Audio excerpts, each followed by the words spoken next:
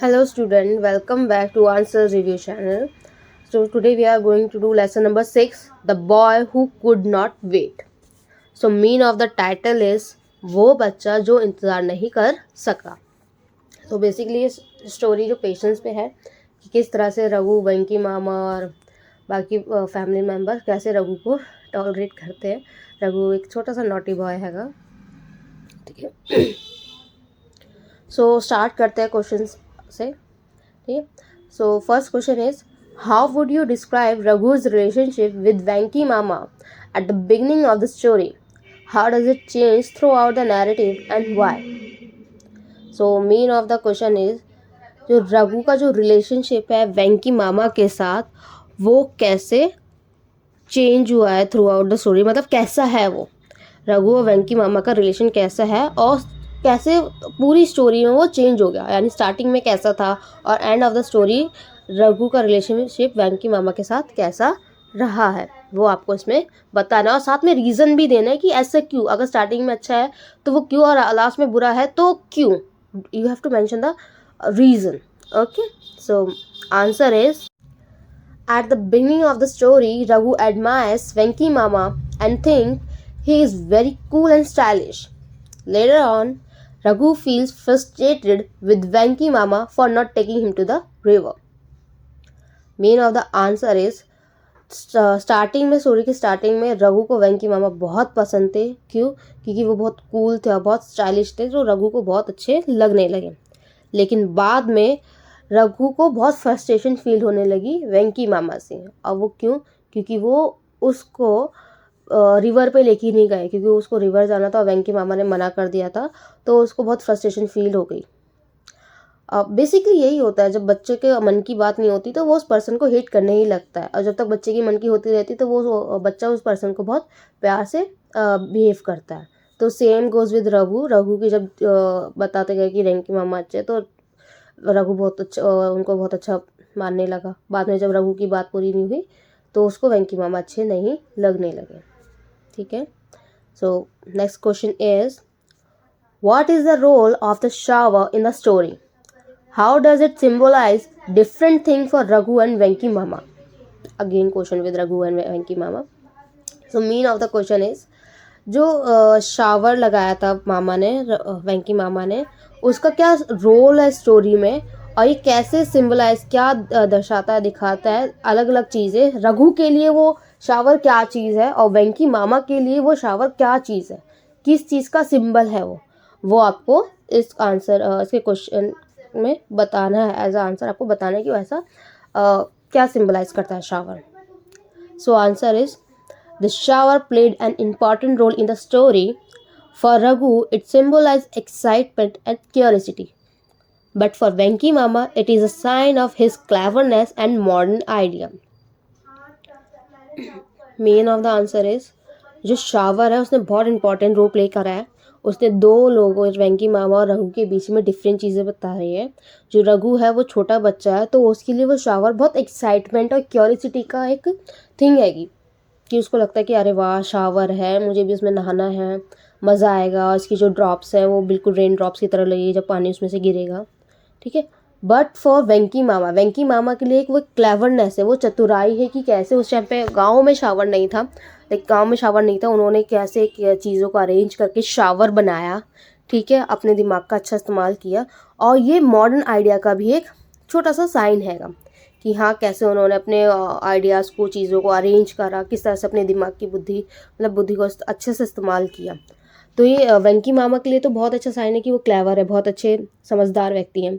But Raghu के लिए एक बहुत एक मतलब ये है कि हाँ कि छोटू सा बच्चा है तो वो एक्साइटेड हो गया उस चीज़ को लेके.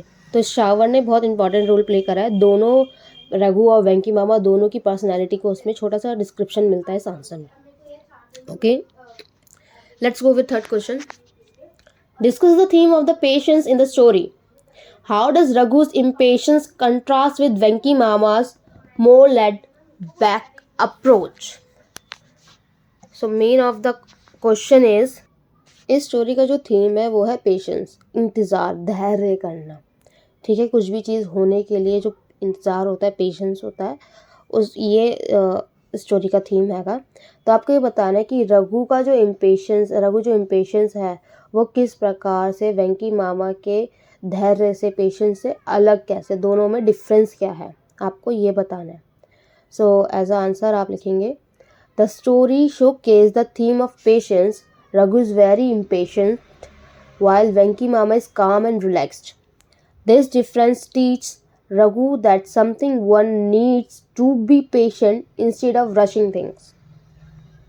मीन ऑफ द आंसर है कि जो स्टोरी का जो शोकेस है, थीम है, वो है पेशेंस, यानी धैर्य, इंतज़ार रखना। लेकिन रघु बहुत ही शरारती है, यानी उसको इंतज़ार नहीं होता, धैर्य नहीं रखा जाता है, ठीक है। और जब वेंकी मामा, और बल्कि जो वेंकी मामा है वो बहुत शांत और रिलैक्स है, वो पूरे टाइम होने का इंतज़ार करते हैं, ठीक है। लेकिन रघु से वो इंतज़ार नहीं होता है। तो यही चीज़ रघु को सिखाता है कि कुछ चीज़ पूरी करने के लिए या कुछ चीज़ आपको चाहिए तो उसके लिए इंतज़ार करना बहुत ज़रूरी होता है, बजाय कि उस चीज़ के लिए आप ज़्यादा परेशान हो, चीज़ों को और ज़्यादा तंग कर दो, रशिंग कर दो चीज़ों को। ऐसा नहीं करना चाहिए। तो रघु ने यही सीखा है कि कुछ चीज़ आपको चाहिए तो वो चीज़ आने का, टाइम का इंतज़ार करो। टाइम से पहले वो चीज़ आपको नहीं मिलेगी, और आप अगर ज़्यादा दिक्कत करोगे, उसको बोलोगे कि हाँ चाहिए चाहिए चाहिए चाहिए, तो वो चीज़ आपको मिलेगी ही नहीं। So that's the mean of the answer. Question 4 is reflect on रघु's feeling when he realized he can't go to the river. How does the author convey these emotions? Can you relate to a time when you feel similar emotion? Mean of the question is, आपको जब रघु को पता चला कि वो river पे नहीं जा पाएगा तो रघु की क्या फीलिंग थी, आपको क्या लगा, और ये ऑथर कैसे इस इमोशन को कन्वे कर पा रहा है। ऑथर यानी जिसने ये स्टोरी लेसन लिखा है, वो इस चीज़ में क्या मैसेज आपको बताना चाहता है, इमोशन कौन कौन से इमोशन उसने बताए हैं, कि उसको रघु को कैसा लगा जब उसको पता चला कि वो रिवर नहीं जा रहा है। How can you later time when you feel. अगर आपके साथ भी ऐसा होता, अगर आपको कोई चीज़ बोल देते कि हाँ चलो चलते हैं, और फिर आप किसी रीज़न से नहीं जा पाते, तब आपको कैसा लगता। सो इसमें दो चीज़ें आपको बतानी है कि आपको कैसा लगा और रघु के क्या इमोशन रहे थे। So answer is, when Raghu realised that he couldn't go to the river, he was disappointed and frustrated. The author shares Raghu's feeling by describing how he tried to make time go fast. I can relate to Raghu's feeling because I also feel upset when I have to wait for something exciting. So mean of the answer is, इसमें 3 question थे actually, कि आपको रघु की feeling reflection कैसे realise हुआ, कि रघु को कैसा लगा, ऑथर ने कैसे डिस्क्राइब किया, और आपको कैसा लगता, ठीक। सो फर्स्ट स्टार्टिंग की 1.5 लाइन ये है कि रघु को बहुत, जब रघु को पता चला वो रिवर पे नहीं जा पा रहा है तो बहुत डिसअपॉइंट हो गया, नाराज़ हो गया, ठीक है। उसको बहुत दुख हुआ कि अरे अरे नहीं जा पाया, और फ्रस्ट्रेटेड भी होगा कि मुझे क्यों नहीं ले जा रहे, ठीक। नेक्स्ट उसमें क्वेश्चन है कि रघु को इमोशन को ऑथर ने कैसे डिस्क्राइब करा है, कौन कौन से वर्ड्स उन्होंने यूज़ करे। The author share Raghu feeling by describing how he try to make go fast. जब रघु ने टाइम फास्ट कर दिया था, तो ये वाला जो पोर्शन है, जब उसने टाइम को फास्ट कर दिया था कि वो वेट ही नहीं कर पा रहा है, तो ये पोर्शन ये बताता है कि रघु बहुत एक्साइटेड है कि वो, हाँ भैया मुझे तो जाना है, टाइम जल्दी से बढ़ जाए, हो जाए टाइम, तो मैं रिवर पे जा पाऊँ। और ये अगर आप मेरे साथ ऐसा होता तो मैं भी बहुत अपसेट फील करता, क्योंकि अगर किसी चीज़ का, मैं एक्साइटिंग चीज़ का मैं इंतज़ार कर रही हूँ, वो नहीं होती तो मुझे बहुत बुरा फील होता, मुझे अपसेट ऑफ कोर्स होता। सो that's the answer of question number 4. Let's continue with question number 5. In your opinion, was Raghu's punishment justified? What could he had done differently? Main of the question is, आपके opinion में, आपकी राय में रघु की जो punishment थी, कि punishment ये थी ना कि वो रिवर पे नहीं जाएगा, वेंकी मामा ने कहा था हम अब नहीं जाएंगे, तो क्या ये जस्टिफाइड थी, क्या ये सही थी? अगर और आपको क्या लगता है इससे अलग क्या हो सकता था, रघु और क्या कर सकता था, what he could have done different, और इससे अलग पनिशमेंट क्या हो सकती थी, ठीक है। So answer is, I think रघु's punishment was justified because he tried to trick Venky Mama by changing the clock time. Instead of being sneaky, he could have asked Venki Mama nicely or could have shown patience. Mean of the answer is, मुझे लगता है रघु की जो punishment है वो बिल्कुल justify थी, क्योंकि रघु ने टाइम आगे कर दिया था और ये बिल्कुल भी अच्छी बात नहीं है। कि और उसने क्या कहा था, वेंकी मामा को ट्रिक करने की कोशिश की थी, यानी मतलब वेंकी मामा के आगे ज़्यादा चतुर बनने की कोशिश कर दी थी कि चलो मामा टाइम हो गया है, अभी चलते हैं, ठीक है। और वो भी ऐसे क्यों किया था, क्लॉक ज़्यादा मतलब टाइम 4 बजा देते उसने, ऐसे करके वेंकी मामा का आगे ज़्यादा चतुर बन रहा था, उनको चालाकीपंती दिखा रहा था। बट वेंकी मामा तो बड़े हैं, बड़े लोग तो स्मार्ट होते ही हैं, तो वेंकी मामा ने जल्दी से उसकी चालाकी पकड़ ली। बट अगर रघु टाइम आगे नहीं करता तो वो क्या कर सकता था, वो ये कर सकता था, वो वेंकी मामा से बहुत नाइसली बोल सकता था, या थोड़े और 15 मिनट की और बात थी, थोड़े पेशेंस और वो दिखा सकता था, जिससे वेंकी मामा उसको रिवर पर ले जाते। Okay, question number 6 is how does the arrival of Raghu's cousin change the mood with the within the family?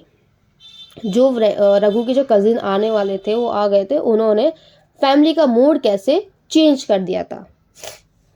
Answer is when Raghu's cousin came, the mood of the family became very happy and lively.